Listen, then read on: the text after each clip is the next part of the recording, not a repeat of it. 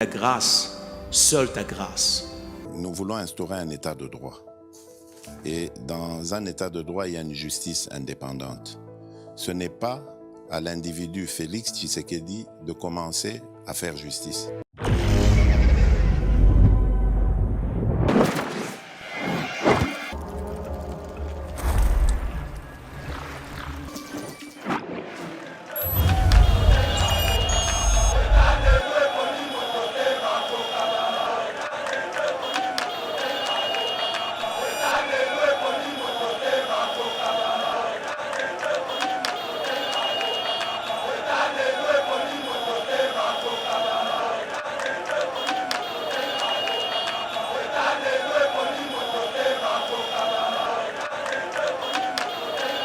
Contrairement à régime passé, bakumisa te, biso toko kumisa te.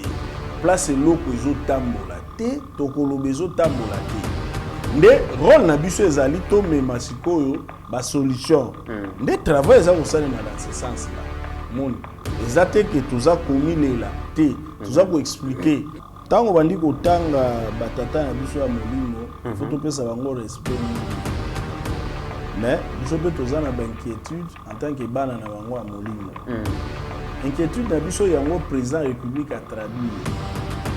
Baza libre ya koloba ba soutenir acteurs politiques songolo to pakala. Ça c'est leur droit en tant que citoyen. Mais toza ko senga kaka na agir na bango. Na ba prise de position ba prêcher division te yango mokonzi ko le président de la République a rappelé. C'est les soldes d'été chez Mima Mode. Le spécialiste de la chaussure italienne de luxe et de costumes haute couture vous fait bénéficier d'une remise de moins 20% sur l'ensemble de sa gamme de produits. Profitez-en du 28 juin au 25 juillet 2023. Mima Mode. Notre boutique se situe au 12 rue Parisis à Dreux.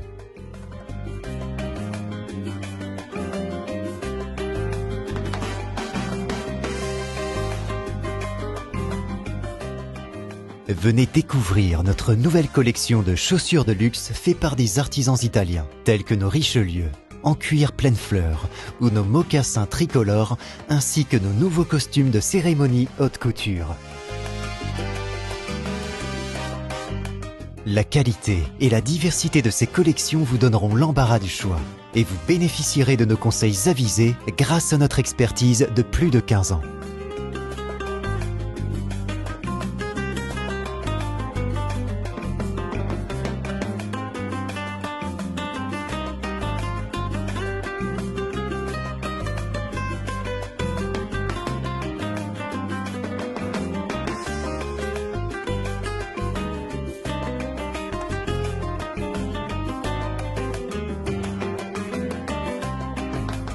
Rendez-vous également sur notre site internet www.mimamode.com. Avec Mima Mode, l'élégant. Mesdames et messieurs, bienvenue sur EBA TV. Très heureux de vous retrouver dans le cadre de notre émission Éveil patriotique. C'est lui qui a l'information et les pouvoirs. Merci de nous avoir choisis pour vous informer. Nabiki Bouzebele, la République démocratique du Congo, à travers nos 26 provinces, mais aussi en dehors de notre frontière, République démocratique du Congo, comme mère patrie, Mbokanabino.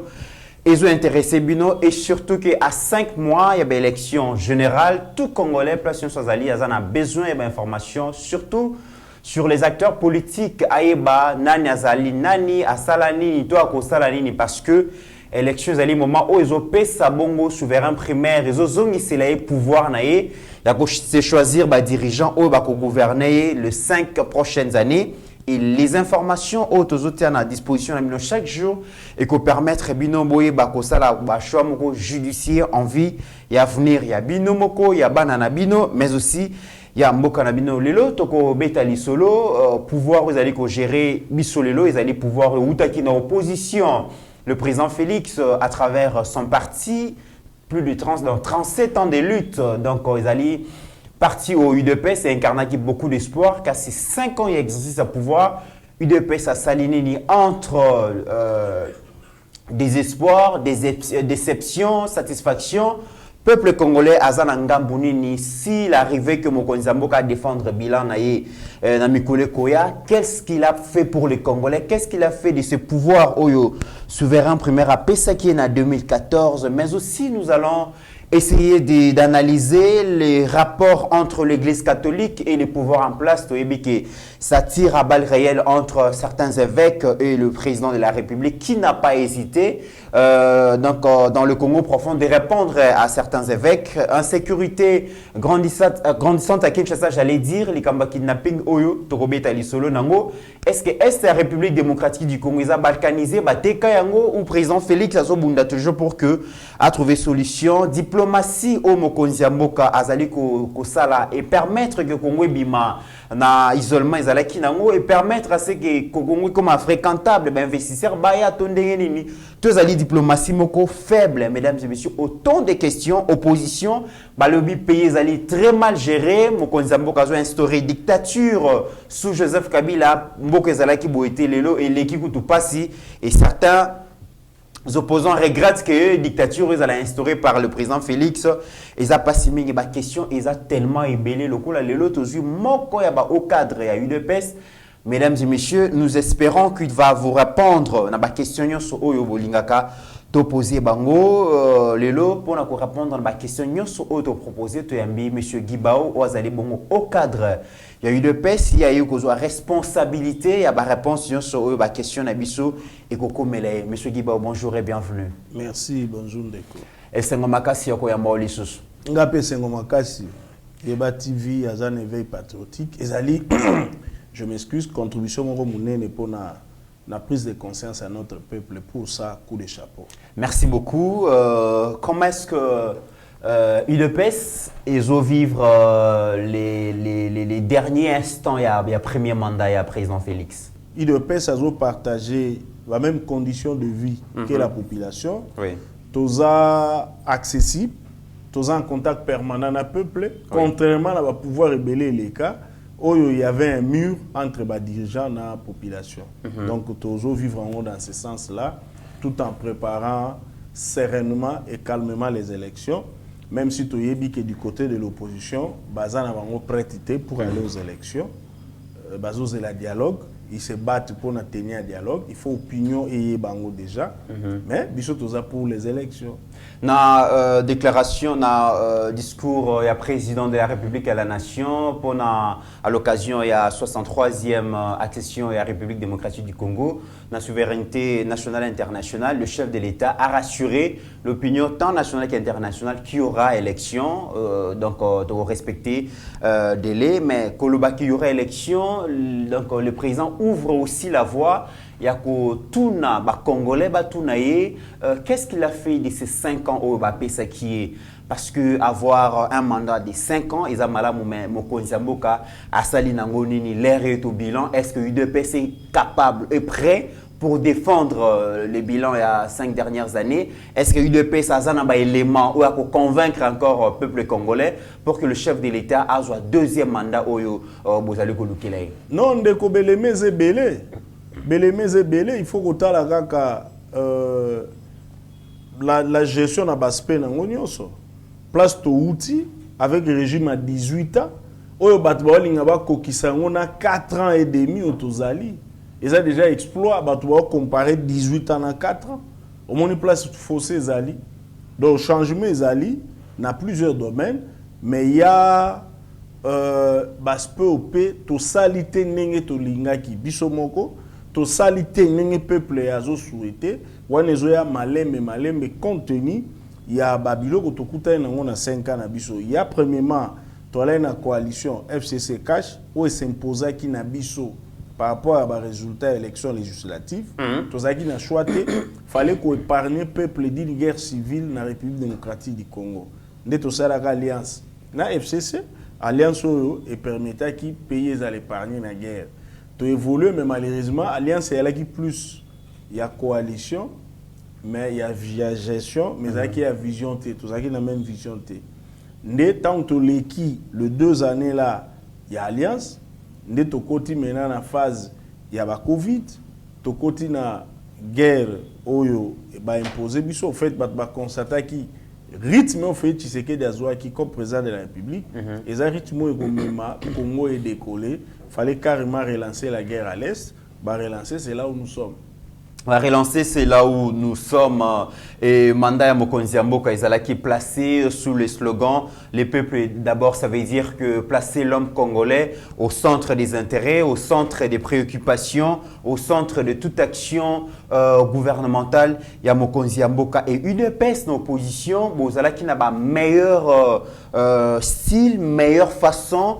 Il y a qu'à décrire, il y a qu'à définir dégradation, sinon déchéance à la République démocratique du Congo. Vous aviez vraiment des mots qui ça passe mignoko mignolo le peuple azalakinango, mais les lois est-ce que passe yo pour décrire que le pays était mal géré, le pays était corruption, détournement des deniers publics, pillage, bradage, et ça qui mode de gestion durant ces 20 dernières années. UDPS au pouvoir, est-ce que vous réussirez à changer le système de fonctionnement des choses? Il y a corruption, il y a détournement, il y a bradage, il y a pillage, il y a ressources. Est-ce que vous réussirez à mettre fin à ça? Différence en Ndeko. UDPS au pouvoir, au compter gestionnaire et à l'État, que ce soit dans le gouvernement ou dans l'entreprise publique, ou va gérer malamouté, on a un peu plus de 50 000 dans le chômage. Mais dans 18 ans, les cas qui ont coûté en côté, balongoli mutu musala pour na moibi, ça n'existait pas. Balongoli mutu musala pour la corruption, ça n'existait pas. Donc, il y a avancé. Même si tous les na justice, au bisognon surtout se plaindre et tamboler les ans dans le mouvement. Mais il y a des avancées. Un, chef de l'État réhabilité IGF. OSC Koufaki. A réhabilité IGF pour ne pas maboko. Et bah résultat musala IGF. Peut-être battre belé bakoué baté. IGF a longu ici plus de 40 mandataires musala. De elakisi que na régime nabiso moyibi corruption mutarbe tenango maboko azate. Même si mutumoko tomi balé bakoki ko échapper na justice par magui, par leurs relations, par leur influence. Mais Moutouaza d'accord na bango azate. En commençant par Babiso, Toibi l'État. Pourquoi Torobé Telabatu Maboko? On n'en a pas besoin. Mon différence est ali entre Biso na ba période sombre, il y a République et Outolek. Donc Biso Moutarobé Telamoibi Maboko azate. Ezali condamné. Toujours continuer bitumba wana mais ça bitumba facilité. Il faut bande côté justice peut pas accompagner biso. De bitumba tozana.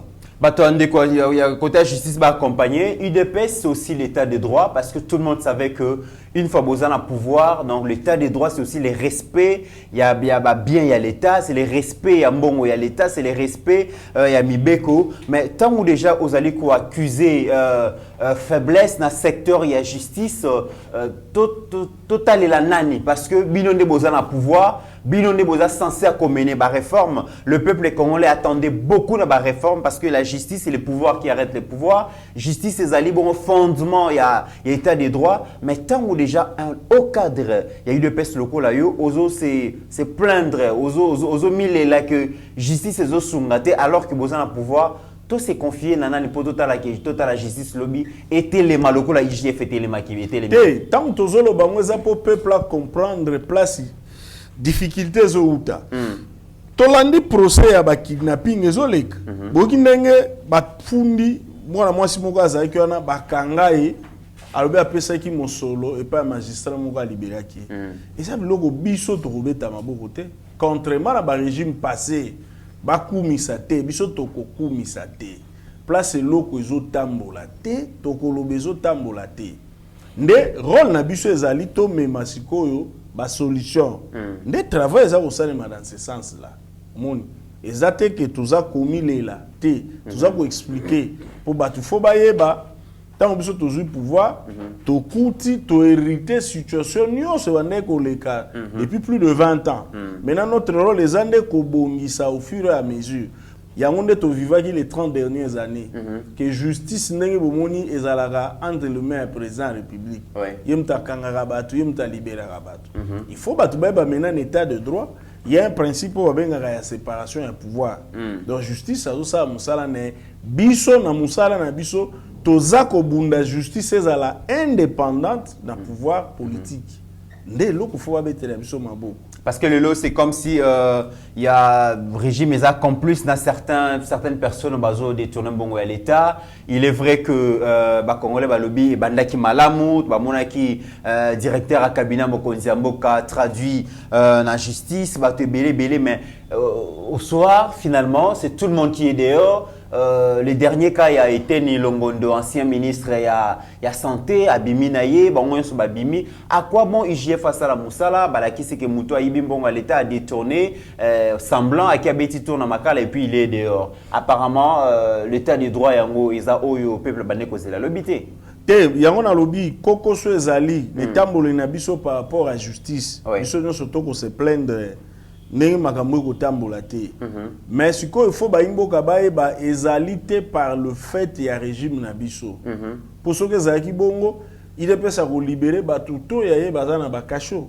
toza bato na kasho ti lelo après 4 ans et demi au pouvoir donc mpona kolakisa ke biso toza na contrôle nango oyo systématique te modèle ya régime dictatorial mais bakoko so eza baplainte ezali biso mpe tokoconstater tozobunda bitumba wana mpona koréhabiliter justice mais ali par le fait ya pouvoir na biso te ezali biloko to hérité biso sikoyo toza kosala effort tobongisa ma amélioration on a ne komi vraiment point haut tolingi te des difficultés toza nango yango. Et sur le plan économique, le peuple d'abord, ça veut dire que c'est les social d'ailleurs, dénomination, il y a Parti Nabignon Union pour la démocratie et les progrès sociaux. Les progrès sociaux, ça veut dire aussi l'amélioration et la condition de vie à peuple congolais. Et il faudra une économie florissante, croissance à la malamu, mais économie en Mboka depuis plusieurs années, et à Maboko et à Bapaya, tu décris en UDPS Boloba et en Mingi, donc bradage et minéré nabiso, secteur nyonso ya vie nationale et zali bon na Maboko ya Bapaya. Qu'est-ce que vous avez fait pour finalement donc arracher cette économie entre les mains des étrangers pour les remettre entre les mains des Congolais? Mokonzi Mboka lobaki na suka ya manda na ye akoza na posa pour créer ba millionnaires congolais. Est-ce que ces millionnaires aussi bo créer bango? Ba millionnaires bazali mais bazana o mingi te ndenge biso to souhaitaki poto kuti kokoso makasi kokoso aliboso ezali la guerre qu'on nous a imposée. Omoni mboka o ezali agressé, occupé à cause de la mesure à résoudre les problèmes, la priorité comme dans nos sécurité. Des un impact sur le social et la population. Mais dans le cadre social, au coup par exemple, côté éducation, il y a une réussite phare, emblématique, et la gratuité. Au total, pour un souci à Bana, et au moins 5 millions d'enfants en âge de scolarité, na balabala, ils ont aussi vers l'école. Côté à santé, bah, effort peut fait. D'abord, de vaincre Ebola. Les acquis malades doivent persister. Et même Covid, vu du Congo, to vaincre Covid et créer des dégâts, mais pas modèle les acquis dans les pays. Santé, c'est un cas social. Tout ce qui est malade, c'est un colonioso, l'État a un peu tout ça, c'est na gratuité à maternité, c'est bandi déjà. C'est-à-dire qu'il y a des progrès au Ezakoya. Et mouké. Ce que tu as un programme dans 145 territoires, au monde, dans chaque territoire, il est prévu aussi volet santé à travers la construction. Il y a des hôpitaux dans chaque territoire. Il est prévu volet social à travers réhabilitation. Il y a des agronomes territoriaux. Où il y a la colonisation. La réhabilitation pour permettre de un impact dans la vie de la population. Il est prévu voler réhabilitation de l'infrastructure dans chaque coin. Moi, comme moi, le monde de Pela, moi, Mayeleka, tout ça c'est prévu et je crois que coin mususu bandi ko bénéficier na résultat ya ba misala ya 145 territoires. Donc moni ezali ba projet ezako couvrir l'aspect sur la vie nationale pour une première fois. Pour le moment, les cas qui sont comme un dirigeant, Togo benga bango ba kino magaine na bango nyonso eza na Kinshasa, tout ils font pour Kinshasa. Mo moins balo régime na biso eza ko poser des actions na moment moko à travers les 145 territoires au motonyoso il faut azwa abiba bénéficiaire y action ya régime na biso. Mwanamboka Gibaona Koyoka yo, c'est comme si je me souviens, je me rappelle na régime au Tikoleka, ezalaki makasi na ba maquette Congo déjà ceux qui ezalaki république à maquette était déjà tous à la parmi pays développés, mais les autres tozoka bino eza maquette mais bino eza beaucoup plus ba discours bozolo ba mingi mena terrain zomona na tena éviter ba action et ko salema wapi est-ce que ezo salema vraiment ya solo to bozande na problème aussi ya communication parce que peuple congolais azomona ngoto lobby c'est vrai que la kala nyonso zaki concentré na Kinshasa kasi lelo boye mokonzi ako simba ndambu partout oyo ba congolais bazali bazomona vraiment que Congo ezo s'est transformé en vaste chantier mais est-ce que ça maloba tout vraiment Moussalé Kosalema parce que sur le plan de la communication, Congo la zone est le côté. Ngana yebi remarque munene ba osala régime na biso ezaka toujours communiquer malamu te.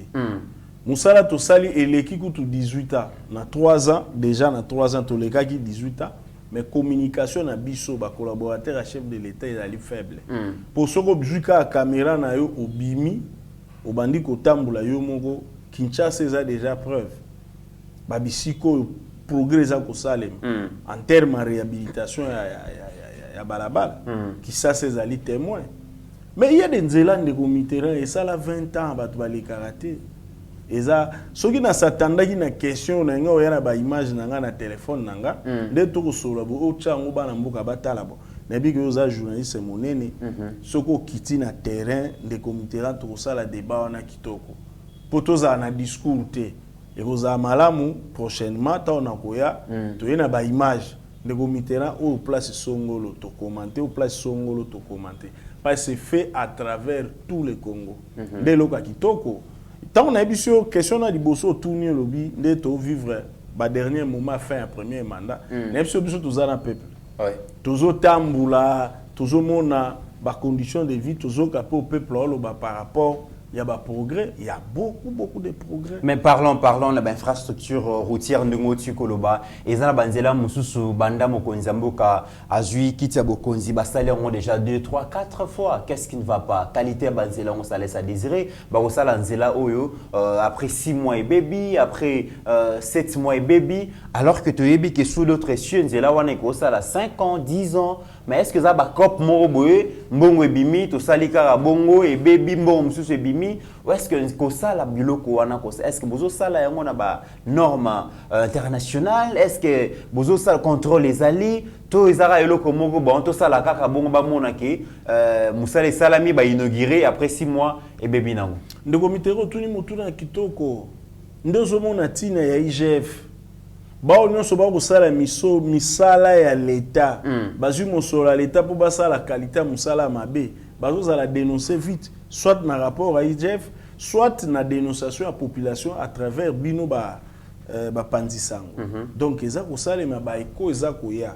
o nyonso sala musala na nenga complaisance étalier nani ndimai ke ndeko matata ba dossier nyonso ya kanisa ke sila eko bima pe mukomsu batu batuna ndeko tika batu basala vanti na mosolo ya l'État soko liango okosanza même si baza baninga proche ya vision na biso UDPS to ya UDPS loko biso to combatara ba anti valeur wa usakana na mosolo mboka bino boya kaka bo dénoncer lobby batu ba ko répondre devant la justice ndeko matata moni lelo akomi candidat président république malgré lui pour na nini azana ba dossier ya kanisa gérer sila nyonso eza kozonga po bato bamonaki clarté biso toza tranquille toza na démocratie to souhaitaki pouvoir ezala ndenge eza lelo c'est-à-dire so moto azali na posa ya koloba a dénoncer même mbeba eza epa na biso asala ngo calmement. Très bien. Alors dans le cas toujours dans le secteur il y a l'ikamba social,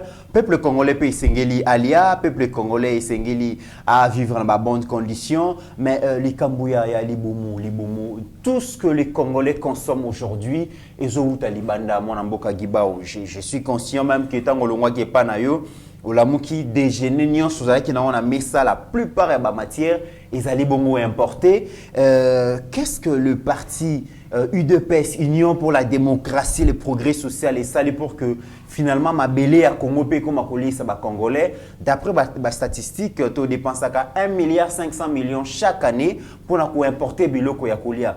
Qu'est-ce que vous avez mis en place pour que finalement, ma belé à Congo est lié ça va Congolais? Te fufu nga na lia ka to important ngote. Il faut préciser. Nga lia ba fufu bandunda ba made sweza la ngwa. Les importés. Te fufu important on dit. On importe dans Bogani.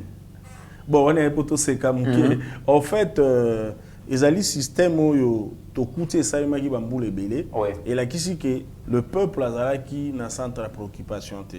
Ce n'est que normal to vivre ba conséquences wana lelo.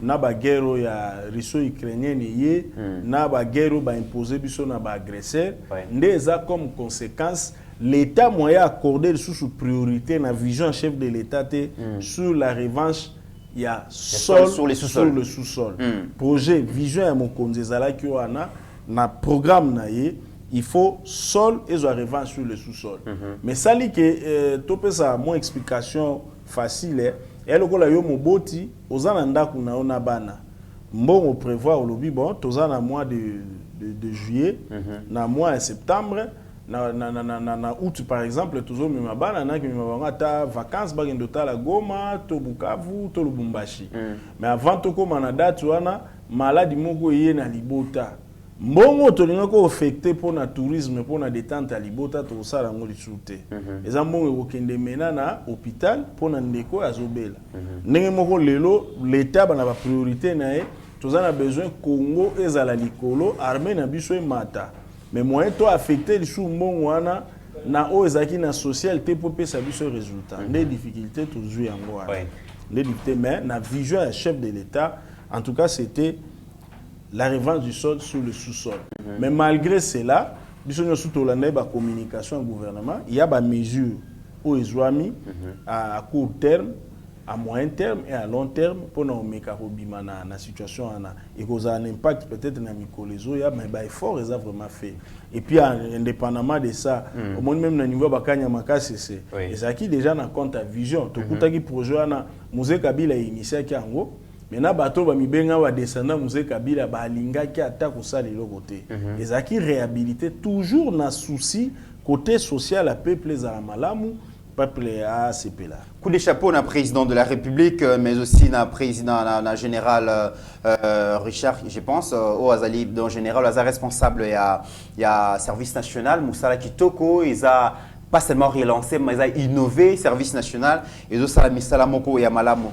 Une question, pourquoi pas ne pas faire Makambo au sein d'un service national pour ressusciter un pour payer peu de moyens pour un grand résultat au Yosa palpable aujourd'hui. Les colonnes d'hier sont devenus des bâtisseurs d'aujourd'hui. Bazo Tonga École, Baroute, Bazo Salabilanga et Moussa les Komondana. Pourquoi ne pas ressusciter le projet agro-industriel Yabukangalonso? Bon, bah, étude des autres salles, parce que mon projet, on a d'abord, tous en a difficulté à ça la procès. Parce que bateau, Gérard Kango, lingi tout est quoi, ta samba. Mon est commis le col acharnement. Il y a le régime président Félix. Balingo senti président Félix te kaka po batwazo linga bae babo Gérard Kimerini. Au moins net projet nos zolo babu Kangalonzo. Ngana discuter na expert mususu balobi qualité ya mabele. Ezaki vezaka vraiment malamu mingi te pona ba projet wana. Donc projet wana pour pesa résultat et senga réflexion mingi musala mingi pona qualité ya mabele. Balobi ba pesa ka pe ba vi wana na ndeko matata ya ki premier ministre mais quoi yazaki na ba idée na na cop na sa kota ki nga kota ki aboy kutu ko tenir compte na vie ya ba expert ozo comprendre donc projet no lobi tokoki kozwa ngo peut-être ba luki ba coin mususu et koki toujours ko ça les mains et ça toujours ba projet et ça na étude très bien ça na étude.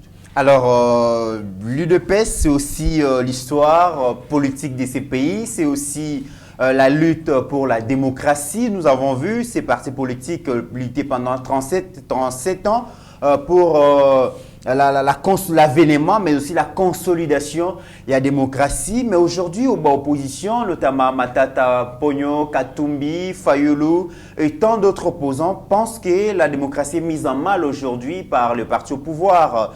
Donc le président Félix Azana Bajen, il y a dictature, a commis qu'on instauré dictature, a commis qu'on réprimandé opposition, droits fondamentaux, il y a des citoyens ils allaient respecter, liberté d'expression, il y a un mouvement ils ont mis en mal.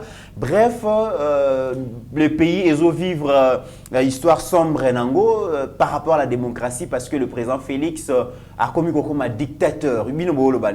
Te wana na reconnaître que baza organiser makasi koleka biso côté communication ba opposant mais oba koloba ezata na fondement te mukongolais moko te lelo robenga Félix Tshisekedi dictateur ce qui Congo ane ko coller Félix Tshisekedi c'est qu'il est le dictateur le plus gentil du monde Ndeko Mitterrand biso est toujours ça la marche en opposition na ère à 18 ans na ère il y a 32 ans na ère il y a Laurent Désiré Kabila.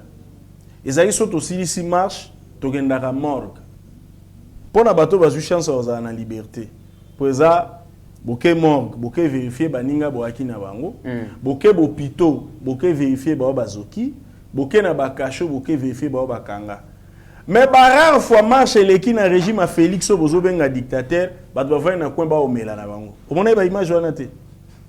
Dictateur a se comportera bongo. Ba opposant vraiment ba outi marche opé ba pelisi moto ba komela soki secret soki nini na coin ba zupe ba zo filmer ba au monde on a régime dictatorial biso ezaki il faut qu'il y ait des morgues il faut qu'il y ait hôpital il faut qu'il y ait des cachots mais tala bango au monde de comité ozaki na mboko ataku tozaki elenge marche opposition ba tia ba panneau lokola fête ya mariage ba to ba kobalana au monde on a mboko bache image à Katumbi, Fayulu, bango nyonso wana kito connaître pas aucun effet de sa mariage.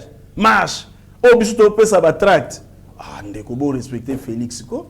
Attaque au bolingi Félix té. Mais opposition il y a luxe en Afrique oza ya biso. Oh, ndeko. Marche opposition so mona ba extrait na télévision nationale et ça la mière à Félix. Non. Au mona batu bake marche bazoki président république akia bandi ko kendo tala bango na hôpital au mona ngai na biso ba betanga na marche na zoka na kenda na hôpital même visite à bourgmestre na zoate tal honneur président république boza contre na balabala maye lobby boza bandekone ba citoyen ay kotala wa zokaki oh boy et ça mais le Lopé Bazo compté prisonnier politique des propositions Salomon Escadela prisonnier politique Franck Diongo prisonnier politique et Moussou Soupé Bazan en prison ceux qui binopé bolobi que démocratie a mis à mal mais Nyos Bazan en prison en paix est-ce que Zalika a été les droits Mitterrand prisonnier politique azate ezali ba congolais basaka politique ba poser ba acte oyo soupçon ezako kendene déjà ba fait infractionnel nde ba bengi bango ba répondre mais ndeko Mitterrand yo na chaîne no kaka na plateau na yo sur la kise biso ba image à montage awa opposant ko kima masase ko beta te mako kima ba filmer yango na lobi ngala ndimi ba l'équipe biso na manipulation matata mponya derrière le baki ke babwaki les grenades kasi bomona ki grenade play babwaki résultat na ngote. Et puis baza mitema mabe ndeko Mitterrand eza eloko eza soni bozui mwana ya 12 ans boche na balabala ale bino batata momba bovandi simane bolo baka bamba bango mabanga bamba policier mabanga mwana 12 ans soki actuellement yaki ya kitoko pona nini Katumbi akokozwa mwana na 12 ans te to matata ponyo ayene na marche palo bane bamba policier mabanga ya bango babombi babimisi ya baninga. Mais ceux qui sont acteurs politiques, bazo décrié que scène politique est comme bongo, comme Moboulou, droit à la liberté à Batou et comme bongo donc restreint par les régimes, voilà les acteurs politiques. Mais tout le monde aussi que les débats s'invitent même si na niveau clergé. Église catholique avec donc la conférence épiscopale nationale du Congo Senko a décrit un tableau sombre et à espace politique congolais. A lobby que non, dictature ezali, opposant, baza liberté, na ba mouvement, donc liberté d'expression ils a mis en mal, donc mboka comme vivre ba terreur et tout ça. et que l'élection d'Engezo Kende, ils allaient déjà et que inclusivité, donc loi électorale, les discriminatoire, beaucoup de choses de ça là que avenir et la démocratie n'a pas de choses à malamouté. Hollanda qui monseigneur Abbé Chollet, Hollandi cardinal Fridolin Ambongo, n'a pas mêlé ça donne l'impression que finalement c'est une politique à Congo et ça vraiment malamouté. Tozolo baboye. Tango bandi kotanga batata na biso ya molimo, faut topesa bango respect mingi. Mais biso pe tozana ba inquiétude en tant que bana na bango ya molimo. Inquiétude na biso yango président république a traduire. Baza libre ya koloba ba soutenir acteurs politiques songolo to pakala. Ça c'est leur droit en tant que citoyen. Mais toza ko senga kaka na agir na bango. Na ba prise de position ba prêcher division te yango mokonzi ekolo président république a rappelé sepelaki na moni message ya cardinal Ambongo 3 jours après asengi congolais abunda pona unité nabi bravo tata cardinal a comprendre le message parce que ndeko Mitterrand biso to vai na mboko yo yoka ba message to bandai ko mona période moko boye ya église catholique. L'église ne servira pas un camp politique pour la conquête ou la conservation du pouvoir par la violence. Et ça, il faut interpeller. Tous on a besoin d'interpellation en dengewana. Ceux qui biso to salimbeba, balobi to salimbeba, biso idepes. Mais ceux qui proposent à salimbeba pour bambebe zali. Au moni discours net sa kokabola mboka net honorable Christian Mwanda Lobaki. Tout le monde a pas église lobité ote. Au moni loko biso to lingi. Tout le monde lokola moto ya kamati mwana ya 12 ans. Ache na balabala bundana police. Azali mineur. Église il faut protéger mwana bongo. Église a yaka loba la police a tapé sur un enfant. Toyo kapé église soka blâmer biso par rapport à comportement police. Oyo biso pe to condamné pour ba policier wana bakangi bango. Toyo kapé message à batata molimo baloba to sengi no opposition batika ko utiliser bilenge na makambo politique place ya bilenge eza kuna te. Nie condamnation ezate. Au monde loko ça biso pe passe. To bité boyete ato ya bilenge za mabe makasi. Tomoni ba image yo ko la honorable Safwa Koganga une semaine avant marche. Bibembe kolala. Mais l'église il faut condamner ba propos bongo venant d'un député. Momoni côté wana église a beaucoup condamné. Tangu yazo ba bibembe kolala bibembe banani. Ya banyamate, ya batu. Ba ko luka bibembe lali, ba filmer ba lobi Félix dictateur. Élection exate, toke dialogue. C'est ça le schéma. Bazo luka kao pour un dialogue. Le schéma est connu. Comme ça, dialogue gouvernement d'union nationale. Alors que ndeko Mitterrand yo yebi. Kaka na plateau na otunisa nga émission mususu. O boso préparer glissement. Parce que lelo nana lingi glissement. Et j'espère ndeko Mitterrand ozo noter. Ndaba débat nyo surtout ça ga non nazo noter. Okozonga te olobananga lobi ke président élu moka quelque part. Bon moni attitude honorable Fayulu Abandi. Ba jeune il y avait élection. Tantôt. Tokota na dossier wana na élection tokota tout à l'heure. Bozako loba dictature. Mais opposition ko sala. Ndeto senge église a condamné pe mabe ce que outil opposition. Mais église a lobby binonde bo planter germe ya division. Toyoka kilikambu ya proposition à loi dans la loi Tchani, tata cardinal à place qui va mot dur par rapport à yango opposition mobimba balobi ezala qui proposition de loi et ko kabola ba congolais ko créer vraiment séparation na mboka ezali proposition malamouté quand bien même que le parlement a bangi pression na évité pour batikali ko examiner en moté na dernière session parlementaire eleki awa. Mais d'ailleurs à Bécholé à lobby qui a regretté le soutien d'UDPS a commis que l'église catholique a commis qu'on soit parti parce que l'UDPS a été mieux servi dans une opposition. Tout le monde a qui même que Bozala qui vraiment na libala bossé mon église catholique, on se souvient à la marche il y a chaque dimanche. Et ben jeudi ba chrétien va venir prendre part active dans la marche wana et le ba quitter que église ezalaki nanga opposition. Mais le lot église a moni que peuple a souffrir misère, pauvreté, insécurité, chômage, corruption, tout ça ils ont battre à plein. Église à lobby côté à peuple, on a mission sacerdotale naïe sengeli à pondre la peuple bino bolobi que église a choisir quand naïe. Ndeko. Obani na loi tchani. Tozo benga ngope loi abusivement. Proposition. C'était une proposition. Tingi Pouloulou c'est un honorable élu pour ça. Monsieur est un député Zalaka contrôle na la loi. Amoni un intellectuel un congolais qui a réfléchi, président Tchani Noël, sur un projet. Balobi, idée na bango mi balé, pour réduire l'infiltration na mboka. Ndeko mitera ko wanga nangote, pays na yo armée nango eza na difficulté na ba institution likola infiltration ya bapaya. Bango ba réfléchir. Balobi tomoni to ça projet de loi oui.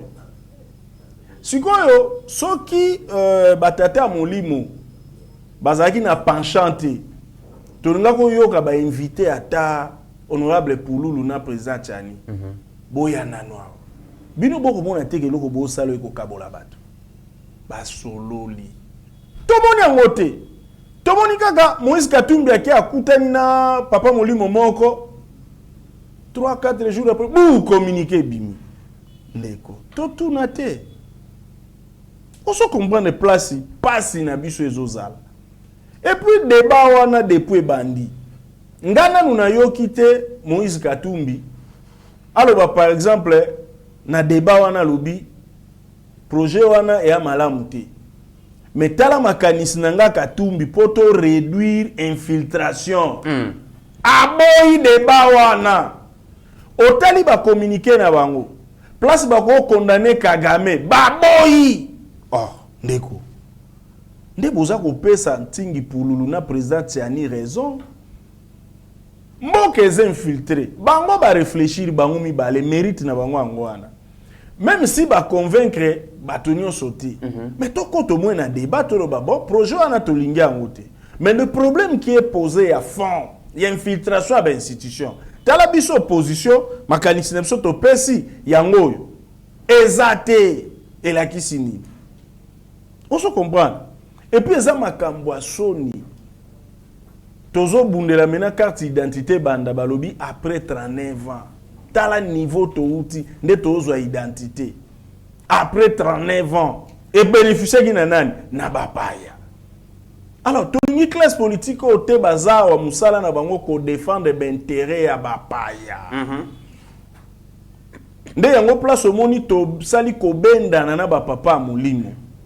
Bazozo ba attitude moko ya bato yo baza na base te balingi ba se servir une église comme base politique mais pas poto que une élection mais poto empêcher au service à bapaya nde loko to ko boya mais soki ba papa molimo basali biso interpellation ça mabete biso to ko boya interpellation te koto toza na difficulté ya kotambusa makambo ça mabete mais mabezo zala tangu ba papa molimo baza ko servir des caisses de résonance ya bato baza pe na makanisa ko sunga Congo te Kagame ba condamné été malo que Kagame bomi 10 millions de Congolais 10 millions yo opposant oza pour Kagame contre Félix sikoyo papa molimo ko ndire moto malamu yo po yawa otongi église otongi te.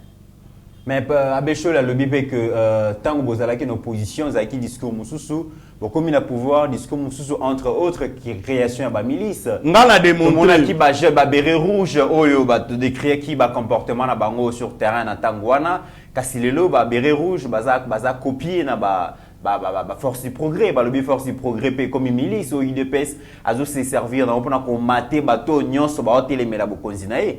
Ndeko Mitterrand ya liboso olobi alobi tant que une opposition to akinde musu ndenge mususu ndeni ndeko Mitterrand bande ko décrier banti valeur mais les lobo bi ko entretenir banti valeur wana on intérêt à pouvoir ndeko Mitterrand Nalandi même opposant balobio, c'est pire même que période à Kabila. Matata Ponyabi, c'est pire na période de Kabila. Période à Kabila, balongola basango bilamba.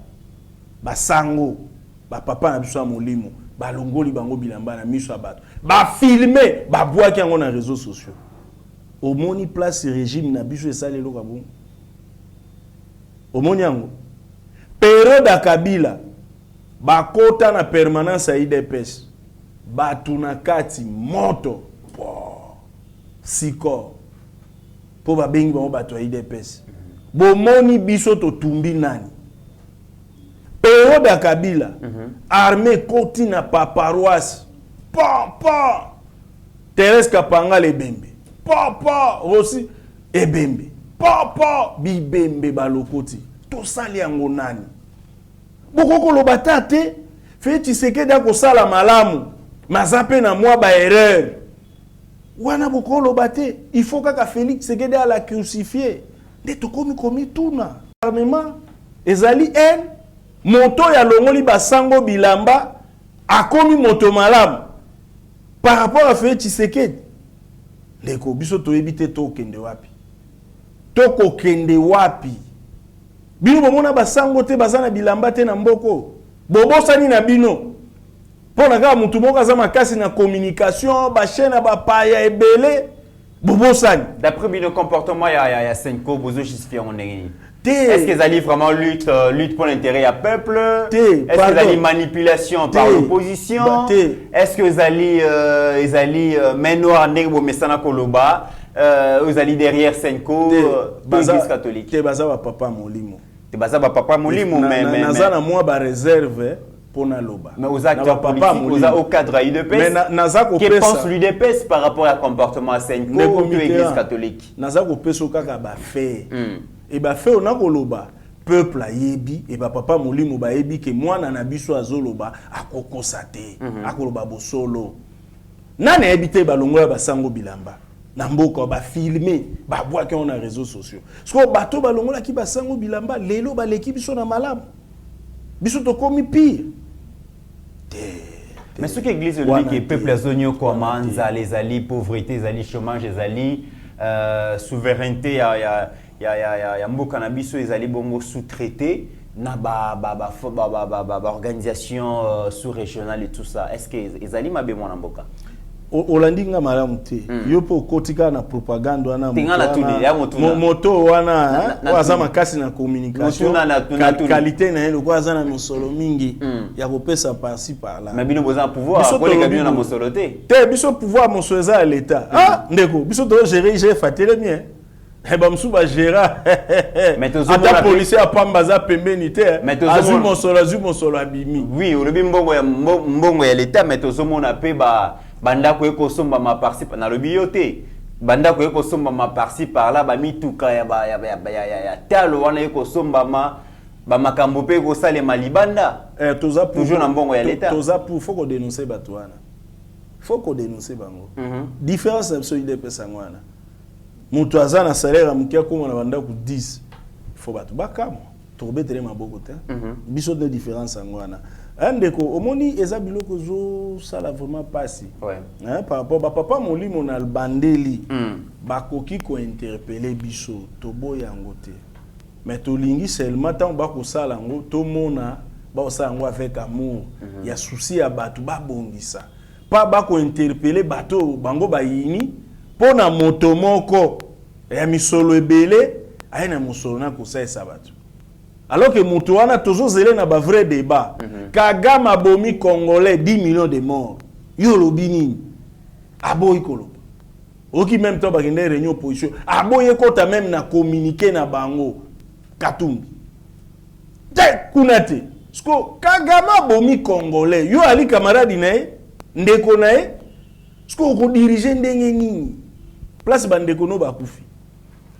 omoni to lingi kutu débat na ba papa molimo te mais to pesa ka ba fait olingi ba débat na tata molimo te to clôturer question wana certaines opinions pensent que Mokonzi Mboka c'était une erreur de communication de vouloir répondre à l'église catholique nenga répondre ki wana et bomi moto te ka sengali si lisusu moto makasi et qu'il ne fallait pas que Mokonzi Mboka se prononcer sur cette question te engali cité Yaliboso, à lobby, l'église et l'État ont l'obligation de travailler ensemble. Mabeza wapi. Abakisi, asengi église ezala na katikati ya mboka. Arabi mabete, mabeza wapi. Ba diviser peuple te, mabeza wapi. Asa président ba congolais. Oboni aza na ba information ebele. Mais toko ya pété na place publique to banda kotanga ba fait te. Alobi d'une manière générale, ba papa molimo baza bato mayele, ba yebele oni mokonza lobi. Oboni. Mais nete logo était polémique. Alobi moto yo nyonso ko menacer la sécurité et la stabilité, je serai sans pitié, sans remords na koyoka mutu te. Bato bakangi kaka ba mokonza mboka bia koyoka mutu mususu te o démocratie o état des droits. Cité dictature mwana bia koyoka même ba état des droits te dictature te mauvaise foi alobi oya ko menacer sécurité na stabilité. To kamata mona mibale. Comportement M23 menacé ni. Sécurité na stabilité te. Est-ce que nani azobeta maboko? Na bato ba sepele na comportement M23. Et c'est basé na courage à hôtel mangoloba. Bravo pour bato ba kokufa okoko boma bandeko note Mitterrand. Ce qui moto a lobby moto ya ko menacer sécurité ya mboka na stabilité na koyoka te. Oui. Ezali anti valeur a munene. M23 roboma bato. Yo lingo se comporter le rôle à M23 Félix Ayoka yo. C'est grave. Congolais nyonso a réagir nga na kamwe na lobi kindokeza na mboko. Alobi la sécurité donc insécurité yo tuninga na debi. But omoni peuple nyonso nenga sepetende bakangi ba kidnapper. Pona nini? Kasi ba créer insécurité. Si on ba créer insécurité fait Tshisekedi chef de l'état bimia lobi bato nyonso babima. Yango bolingi Dernier sujet, tu communes à peine 5 mois. Ils ont na dernières élections. Opposition va réagir, va sangani, va kabwani, fayulu, alobi okendete, ba mso ba okende. Joseph Kabila sort de son silence. Abimi, alobi natika la kozwa retraité. Naloba pete ki natika politique, na se prononcer Mikele Koya. Mais d'après indiscrétion, on a autour naïe, Kabila a contenté dans des pays exagérés, les pays très mal gérés, insécurité partout, et comme un petit n'importe qui Kinshasa, donc Mobondo et tout, situations économiques, sociales, diplomatie, Kabila regrette que Mboka Tikela qui prédécesseur, non successeur, n'a Mobimba, Mboka commis na ba morceau, donc M23 Kangi ba parti belé. Finalement, Joseph Kabila va s'adresser au peuple congolais dans Mikole Koya parce qu'il aura toujours une passion pour le Congo. Lecture na yo ya fait zaleni. Naukaki mawa parce que on dirait sénateur à vie Kabila a yebinité lo ni peuple a souffert pendant les 18 ans. Il m'a donné l'impression de quelqu'un à Gérambo Kakoleka ba président aux États-Unis. A ça l'a tellement bien. Ce qu'on a regretté.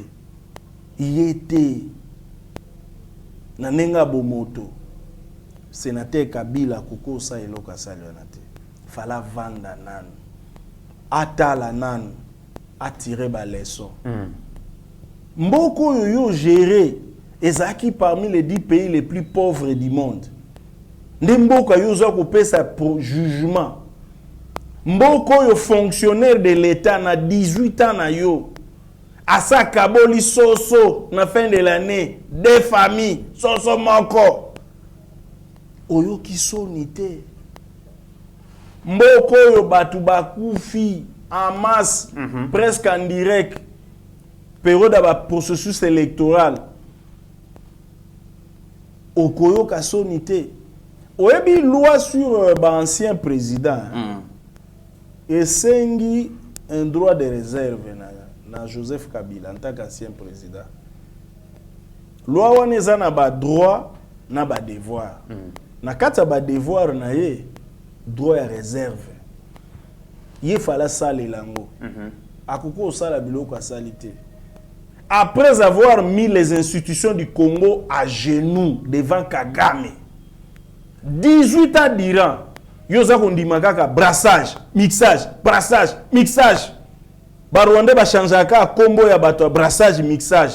Hier AFDEL, après AFDEL ekomi RCD, après RCD ekomi CNDP M23. Mutu anoma ba officier wana nyonso na grade minene yo otiki armée na position tokoki ko gagner même pas une seule guerre yo mozongi pe oleli insécurité naokaki mawa ndeko nanga yete. Mais awa FCC balobi bako participer na pouvoir te to récupérer ndeko Fayulu bako pesa bekité parce que tout est mis en place pour que Mokonzi Mboka soit deuxième mandat de manière frauduleuse. Fayulu alobi yepé na ba condition à balkanisation boya rokende élection et tout ça bozo bangate que ezala élection ezala décrédibilisé na absence ya participation ya opposition. Bon d'abord muto ya lobby ka ko participer taza libre biso tozo bongama ngai loko na lingi batu ba ndima balobaki ke fe Tshisekedi azolinga sala glissement. Biso to démontrer que toi na posa glissement te toi na besoin to kende élection. Maintenant bango ba démontrer biso na attitude na bango baza na posa glissement ndeko muto abongami pona élection azate. Katumbi anozomona incapable d'implanter son parti. Somoni azokangamana ba papa molimo pour epesa ye passage à implanter parti. Ameki Kinshasa, ameki ba Kongo, ameki Bandundu, ameki Kasa et Simbite. Parti na les implanté te. Pareil pour Matata Poni. Pareil pour Naboba Ninga Batikai. Ce qu'on basali analyse, basali diagnostic. Na lilo soto ke fait Tshisekedi a gagné à 50 ou disparaître. Pour Moutouni n'angwa rotika la nabiso lisusu. Il faut créer les chaos pour qu'il y ait des négociations. Mais est-ce que les conditions sont réunies pour qu'il y ait une élection générale? Pour le processus électoral, déjà, comme on a processus d'enrôlement, ils ont qui attaché à l'irrégularité mingi. D'ailleurs, les cartes d'électeurs au Batumsu Bazanango, éviter ce qui va permettre de remplir un devoir civique na bango pour identité na bango nyonso. Mundela lobaki les paroles restent, dans les écrits restent, les paroles s'envolent. Mais la carte d'électeur n'a pas parole, n'a pas écrit, n'a nyonso et s'envoler. Bah éviter identité carte on a nazala on makoma izate on ne sait pas c'est dans ces conditions que tu as na élection insécurité p na est na kwa muntu awa mobondo azotia makelele on ne sait pas est-ce que élection kozala ce que kozala et kozala crédible transparente démocratique inclusive c'est ça la grande question. Beaucoup une manipulation à Batouana. Bakar to ozo critiquer wana tant ba otinda na ba société à transfert d'argent bozo zoto bozoate mais ça ba misusu vraiment bozo zoate ba écrit nyo soza effacé mais koki est-ce que on dit la maloba na eto fo mon identité na ina so qui faille ezali est-ce que yango voume ko justifier débat faille ko zangate dialogue pe boboyi na poto faille ezate dialogue pe boboyi kuna place basara ba compromis modèle na ba boyoka ba faite yo mona ki Trump te na ba tune ba boy pe victoire ya Biden aux États-Unis o mona ngote ba erreur koki kozala mais koza berere te obino bo ganga po bosenga ki audit ya fichier et salami na moins de temps mais salami selon bino selon bangote pour réussir pour mettre bango en confiance te bango balinga ki audit seulement de manière externe et seulement à l'externe ndeko mitera parce que ba obino bozwa ki ezala ki bato bana ngambu na bino et mettre bango en confiance te kanga data lelo kanga place na oloba balinga élection te ba ozela dialogue nyonso bazo sala eza poto koma na dialogue to partager pouvoir balinga élection te bon kanga yango mais pour nani ba yo so mona opposant mais tout na question wana ngala lingi osola na bato ensemble tout na bango tango honorable safo bonde ko ganga bibembe kolala objectif a bibembe kolala les amis clair bibembe lali ba filmer pour ba presse internationale qui mobiliser ba ko luka bibembe ko buka abomi. Les conditions ne sont pas réunies pour aller aux élections. Dialogue. Tokaboli pouvoir. Bango baza pressé pour qu'il y ait une élection pour mettre fin à régime d'après bango. Baza pressé te. Mais seulement les conditions les autres permettent. Non, même pas. Baza na pose to gérer ensemble, to kabola pouvoir. Yo so mono mutu aza pressé, a osenga bo bandela seni. Or, seni wana tozwa ki 38 mois. A osenga bo bandela seni, bo bandela président seni. Tant to banda wana 38 mois pour na président seni. Très bien. Alors, est-ce que ça na pose a sengi ba bandela cour constitutionnelle? Et puis que to kozwa 3 ans. Alingi élection te, ba lingi te ba prêter, ba oser la dialogue. So bo lingi bo sa ba tunyo subo. Dialogue nous soit au salema partage à pouvoir exaté ceux qui vont adopter un rang dans parlement à l'objet de élection. To comme il y a souka question il y a souka IDPS c'est eux qui ont une élection IDPS vous en avez besoin balier ou pas si oui vous traitez balier ndengeni na premier mandat parce que vous devez se plaindre que IDPS se plaindre que IDPS à respecter kaba corté à respecter kaba alliance est-ce que vous gérez balier na bidon une frustration exacte est-ce que vous kende bino moko bo kende na balier to kende na balier na biso problème moko exacte kuna yo est-ce que vous gérez bango madame non jusque là il y a pas de problème eza la président Bati eza la président Mbosso eza la président Bemba eza la président Kamere il y a pas de problème tout ça bien na bi ke bat bazo lota ba problème wani ba ina bazo lota ba problème mais ba problème exacte tout ça bien les alliances n'ont pas intellectuel bazar tout à la point de vue mon côté n'a problème songolo ou à garder point de vue mais on est ensemble gestion et ambition na UDPS ces années ah gestion ambitieuse ça on a pas problème on a quatre n'a pas problème ça mais toujours bunda total ndeni to ko régler dans la paix dans l'unité. Très bien. Mesdames et messieurs, nous sommes arrivés à la fin de cette émission. Toyambaki Ponabino Monamboka Gibao au cadre ya parti présidentiel Union pour la démocratie et le progrès social. Et avec Monamboka Gibao, to passer en revue toutes les questions d'actualité parce que vos équipes ont besoin de moko ya makanisi ya au cadre ya parti, il n'a pas apporté les gants, il a tout dit ce qu'il pense par rapport à ce sujet d'actualité et to pesi bino merci d'attention au yo bo porter bongo na émission on a bien que bo commenter belé, bo liker belé, bo partager à mon bo ça toujours na ba différentes plateformes pour que information et comme la bongo ba congolais mon mboka giba to comme na suka les mots ya clôture pour l'émission lelo. D'abord, félicitations à Yeba TV pour la moussala ya éveil à conscience. Merci. Et ça moussala yoza ko sunga peuple et puis na disponibilité à koyamba biso. On y batel ko biso boye, batobe ba comment obanga biso hein. En tout cas, merci mingi. Mais message à monene peut-être déjà ya ko senga soutien à l'institution, soutien à président République, moussala au président zo sala pour na peuple. Hein, lobby président Félix a ko a soka sali de mandat na e a kozalate bato mususu bakoya mais bokomona ba ennemi ba inaka Congo ba kozala kaka lobby ezaki président Kasavubu après yaki maréchal Mobutu après Laurent Désiré Kabila vie ezalaka bongo donc bat balongola na mutu na bango ke eza problème personnel ya chef de l'état fait c'est pour le peuple congolais apparemment donc on a des difficultés autant que Joseph Kabila. On a quand même histoire à Congo. Attends, vous avez un problème là, Kabila, il faut qu'il ait na souka. Obani na Kasavubu. 18 ans, vous affaiblir Mboka à travers le mixage. Il y a un faut écarter na histoire. Tu as écarté. Mais pas souki quand Laurent Désiré. Moni place toza lelo soto ko gagner guerre. Tu as bazo kanzeza Félix. Toutikuna. La paralité. Il faut bannir na banir. Te na banir yete. Oh tangi comme on a été. Te na sauter pour na ndako tanga batu oyo peuple kukai ko kanisa ke ba problème mboka za ba problème na bango personnel. Lelo tozo la kisegeza personnel te. Ya ba problème ya mboka. Batu balingi ba yiba richesse na biso. Parce que pour ba yiba bien il faut président za faible. Donc a fait Tshisekedi za fort, faut le combattre. Parce que le président faible, là, il n'y a pas de problème. Parce que quand même la besoin de l'histoire de la République démocratique du Congo. Quand même comme président. Oui, na web sabango toi qui n'a pas Kasavubu de 60 à 65. A gérer qui crise munene, ou même qui liwa ya premier ministre Lumumba héros national, il bengi ba coup d'état il y a 65. Papa Mobutu azui. Azui de 65 à 97. Abandi atomboli image mboka ti image mboka sali boye.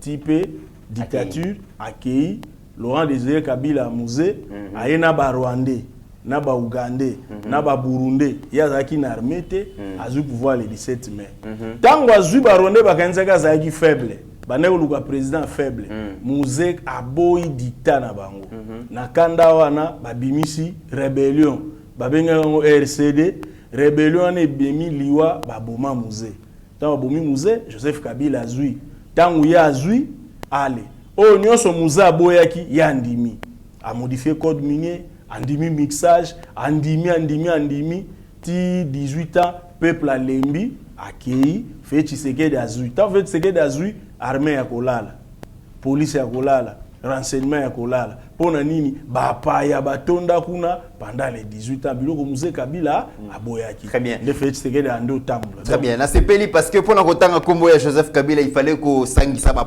précision nyonso pesi wana. On a compris, mesdames et messieurs, nous sommes arrivés à la fin de cette émission. Merci Namona Mboka Gibao. Je rappelle que vous allez parmi les rares cadres et opposition, il y a pouvoir en place, oyo, disponible à chaque fois que donc vous avez besoin de bango. Merci pour la simplicité, merci pour la disponibilité, merci aussi pour l'accessibilité parce que vous avez muto vous avez toujours présent pour nous répondre bongo na ba question na biso oyo ba ndeko balanda biso ba bazarana besoin ya ko répondre parce que mingi bazu pouvoir bakomi musika na biso média bakomi musika na biso peuple alors yo allez parmi vraiment ba exception et grand merci na ndengo ndimeko merci Pepo ezali ba enseignement papa Etienne Tshisekedi a pesa biso yango to salela. Voilà. Nous sommes arrivés à la fin de cette émission, mesdames et messieurs. Au-delà de nos divergences d'opinion, la République démocratique du Congo reste et restera toujours plus grande que la somme de nos ambitions individuelles. En attendant, portez-vous bien, car chaque jour est une vie. Ta grâce, seule ta grâce. Nous voulons instaurer un état de droit. Et dans un état de droit, il y a une justice indépendante. Ce n'est pas à l'individu Félix Tshisekedi de commencer à faire justice.